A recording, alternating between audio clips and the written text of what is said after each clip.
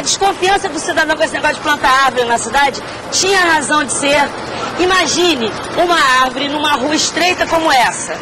Pensa no trânsito, contornando, desviando. Depois tem outra coisa. A sombra da árvore nas ruas de terra deixava o chão sempre úmido e lameado. Pensa também que os casarões daquela época só tinham uma entrada de luz. E não é só isso, as flores e os frutos atraíam passarinhos, morcegos, insetos. Quer dizer, a árvore era sinônimo de lama, de escuridão, de bichos. Tudo aquilo que o homem queria se livrar quando ele mudou do mato para a cidade. Mas era uma maneira muito atrasada de ver as coisas. Na Europa já tinha árvore nas ruas há mais de 100 anos. O problema não eram as árvores, eram as ruas. O Rio de Janeiro estava muito antiquado, muito velho. Então a solução do problema, de acordo com os médicos e engenheiros da época, era abrir largas avenidas, demolir esse casario, abrir largas avenidas, demolir morros, permitir que o ar puro ventilasse a cidade e várias outras coisas que foram acontecendo ao longo do século XIX. Por exemplo, os cemitérios passaram para a periferia da cidade, os matadouros que eram no centro foram também para regiões mais distantes, os mercados foram regulamentados, proibiu-se os enterros nas igrejas. Dentro das casas, quer dizer, uma série de hábitos, assim, de condutas cotidianas foram incorporadas visando proteger as pessoas desses miasmas. Quer dizer, as construções mudaram, o pé direito aumentou, o tamanho das janelas aumentou, né? Criaram-se vários meios de entrada, de saída do ar viciado, entrada do ar puro. Quer dizer, a cidade foi muito modelada por esse princípio. Mas, assim, a resolução da questão das epidemias, dentro do pensamento médico e higienista da época, pressupunha uma intervenção cirúrgica na cidade que abrisse clarões nela. E que um dos componentes, digamos assim, dessa medicina urbana envolvia a introdução de vegetação, de árvores. O Rio precisava de uma mudança radical, e ela aconteceu no começo do século XX. Não por acaso, pelas mãos de outro grande amigo dos Oitis, o engenheiro Francisco Pereira Passos. O homem que plantou todos esses Oitis aqui. Esses é a maior parte dos Oitis da cidade.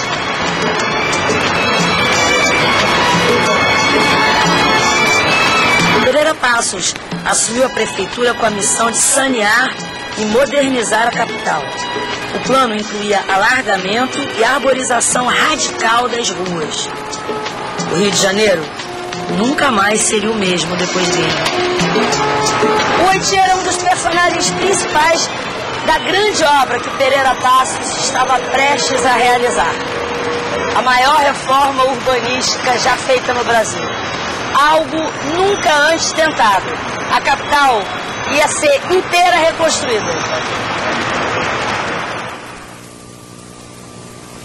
Mas reconstrução pressupõe a demolição do que estava construído antes. Dispendiosíssimas seriam as desapropriações para o alargamento dessas ruas, por onde o trajeto se efetuasse de modo mais cômodo, com o frescor da brisa marítima e o encanto pitoresco da nossa Bahia. A velha e suja cidade colonial ia virar uma vitrine afrancesada. Era o progresso. E isso não significava mexer só com a arquitetura da cidade, mas com todos os hábitos da sua população. Para tocar um projeto desse, o cara tinha que ser durão. E o Pereira Passos era. Ele mudou por conta própria a legislação e manteve a Câmara Municipal fechada nos 6 primeiros meses da sua gestão para evitar palpites. O prefeito pôde criar novas regras para a vida na cidade. O prefeito proíbe mercadores ambulantes de conduzirem as vacas pelas ruas. O prefeito proíbe a brincadeira do intrudo no carnaval. O prefeito organiza um serviço de inspeção sanitária das habitações. Prefeito cria imposto de cães. Prefeito extingue cães vadios. Prefeito proíbe cuspir e escarrar nos veículos de transporte de passageiros. Um dos hábitos que a administração Pereira Passos ia impor à população era o convívio com as árvores. E ele cuidava pessoalmente da arborização. Cada detalhe. As ruas são em geral estreitas, os passeios exíguos. Essas condições exigem o máximo de cuidado na escolha dos exemplares de nossa flora. A inspetoria tem procedido inteligentemente à indispensável seleção e vai contribuindo para dar à cidade mais agradável aspecto e maiores condições de salubridade. E a árvore escolhida para as calçadas não poderia ser outra. O Oiti. Apesar de vir da Mata Atlântica, ela parecia ter sido feita para a cidade, porque as raízes bem profundas não quebram a calçada. A copa toda regular dispensa as podas. Depois ela é cheia e alta, quer dizer, tem espaço para passar o pedestre e dá sombra o ano todo. E as folhas caem muito pouco, quer dizer, não entope nem o bueiro.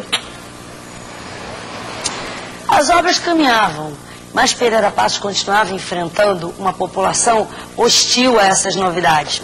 Ele tentava vender ou impor a ideia das grandes avenidas arborizadas. Enquanto isso, ele ia passando por cima das velhas construções, das velhas lembranças dos seus moradores, da história mesmo da cidade. Claro que não era só razões sanitárias, havia razões políticas, havia razões econômicas, razões especulativas, razões as mais variadas. Mas a questão sanitária era uma questão importante, digamos assim, até mesmo para justificar todas as outras. Na realidade, a medicina da época do Pereira Passos já não acreditava mais nessa história dos miasmas. Quer dizer, ela já era informada pela ideia de que as doenças infecciosas elas eram causadas por micro-organismos específicos. Então, do ponto de vista da medicina da época do Pereira Passos, a intervenção dele era desnecessária. Mas o plano dele é colocado em prática à luz da medicina, digamos assim, dos miasmas, da higiene dos miasmas, que era uma medicina de 20, 30 anos atrás. Então, o plano, ele é uma coisa muito drástica, quer dizer, é a ideia de você fazer uma cirurgia na cidade. A conjuntura das reformas, ela foi um período muito tumultuado, né? Teve a revolta da vacina, teve rebeliões contra a demolição dos quiosques, teve rebeliões as mais diversas, né? Foi um período muito conflagrado. Rebeliões monarquistas, rebeliões de republicanos. Então, eu acho que essa questão da árvore, acho que foi até um aspecto positivo. Eu imagino, entendeu, que isso tenha sido, digamos, dos aspectos mais palatáveis, mais bem-vindos da reforma. A arborização das ruas vai sendo feita lentamente e com o maior cuidado. Nos últimos 6 meses, foram plantados 320 oitis, acácias, saboneteiros e outras. 745 árvores foram transplantadas nas ruas e praças da cidade. Enfrentando tudo e todos, Pereira Passos conseguiu finalmente colocar árvores nas ruas. Mais do que isso, ele fez com que elas virassem moda. Aos poucos, a própria população passou a arborizar a cidade. O carioca virou um novo cidadão para uma nova cidade.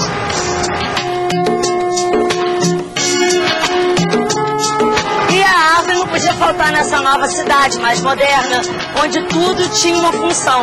Estudos mostraram que as árvores urbanas, além de simpáticas, são muito úteis. Uma árvore sozinha, isolada, pode transpirar 380 litros de água por dia. Sabe o que significa isso? Um resfriamento igual ao de 5 aparelhos de ar-condicionado médios. Já pensou? Um lugar que tem árvore pode ser 10 graus mais fresquinho. As árvores filtram as partículas e gases poluentes da atmosfera. Um estudo em Hamburgo, na Alemanha, mostrou que em áreas que não têm árvores, a precipitação de partículas sólidas é superior a 850 miligramas por metro quadrado dia. E nas áreas arborizadas, com bastante árvores, ela é menor do que 100 miligramas por metro quadrado dia. Olha só a diferença. Segundo o professor Bernatsky, especialista nesse assunto, as áreas arborizadas podem reduzir os ruídos em média na ordem de 5 a 10 decibéis, entre as frequências de 1000 a 1200 Hz. Sabe o que isso significa? A árvore pega o barulho para ela, deixa a vida da gente menos estressante, menos barulhenta. Hoje, mais de 2/3 da população mundial vive em cidades, o que equivale a dizer que 2/3 da população mundial convive com calçada, carro, prédio, como se isso fosse o nosso habitat natural. A gente já está acostumado com esses símbolos do progresso, tanto quanto o Oiti, a mais civilizada das árvores.